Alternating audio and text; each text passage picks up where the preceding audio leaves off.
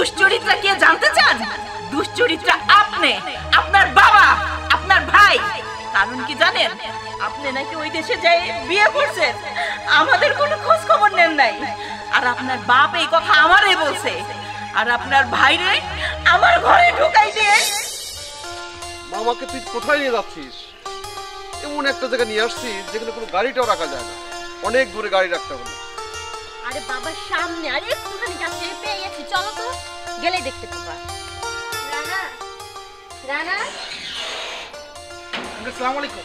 ওয়ালাইকুম আসসালাম। মা, মা। হ্যাঁ রানা, বল। এই তো আঙ্কেল আসছে।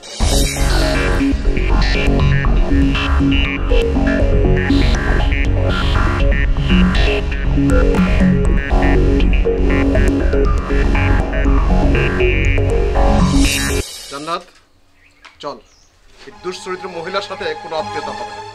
বাবা এসব কি? খাবেন আঙ্কেল? আপনি কিন্তু আমার মারে অপমান করতেছেন।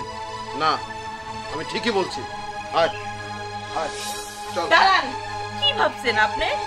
আমি চুপচাপ দাঁড়ায় আপনার কথাগুলো শুনতেছি কি কারণে? আমি দুশ্চরিত্রা সেই কারণে? না, আমি দুশ্চরিত্রা না। দুশ্চরিত্রা কে জানতে চান? দুশ্চরিত্রা আপনি, আপনার বাবা, আপনার ভাই। কারণ কি জানেন?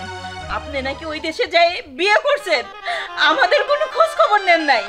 আর আপনার বাপ এই কথা আমারে বলছে, আর আপনার ভাইরে আমার ঘরে ঢুকাই দিয়ে বলছে আমি নাকি দুশ্চরিত্রা। এই সমাজের লোকজনের নাকি বলছে আমি নাকি দুশ্চরিত্র।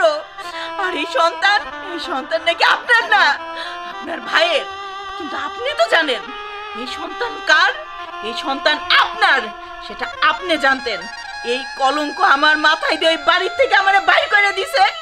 আর মানুষজনরে বলছে আমি নাকি অন্য মানুষের হাত ধরে রাতের অন্ধকারে পালাই চলে আইছি।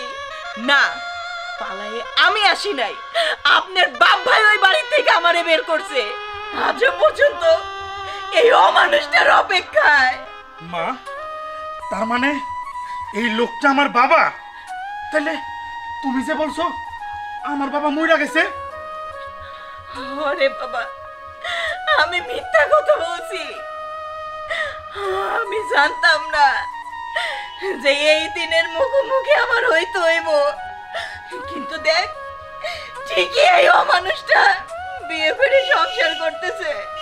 একটা বারের জন্য বউ পোলাপানের কথা তার মনে ওঠে নাই, খোঁজ খবর নাই। আসলে আসলে আমার ভুল হয়ে গেছে। আমি প্রথম দিকে বিদেশে গিয়ে ভালো অবস্থানে ছিলাম না, খুব কষ্ট করতে হয়েছে। আমি তোমাদের কোনো খোঁজ খবর রাখতে পারিনি। পরে আমার অবস্থার যখন একটু পরিবর্তন হলো, অনেক চেষ্টা করছি তোমার সাথে যোগাযোগ করার।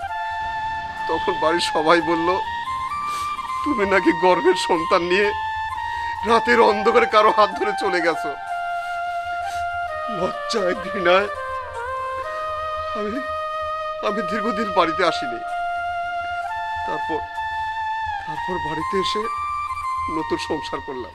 জান্নাত আমার সেই সংসারে একমাত্র মেয়ে। আমার কোনো দোষ ছিল না। যাই হোক, সবই বুঝলাম। তুমি যে কারণে এই বাড়িতে আইছো তা তো কোনোভাবেই সম্ভব না। কারণ জান্নাত যদি তোমার মাইয়া হয়, রানাও তো তোমারই সন্তান। আর ভাই বোন কখনোই বিয়ে হয় না।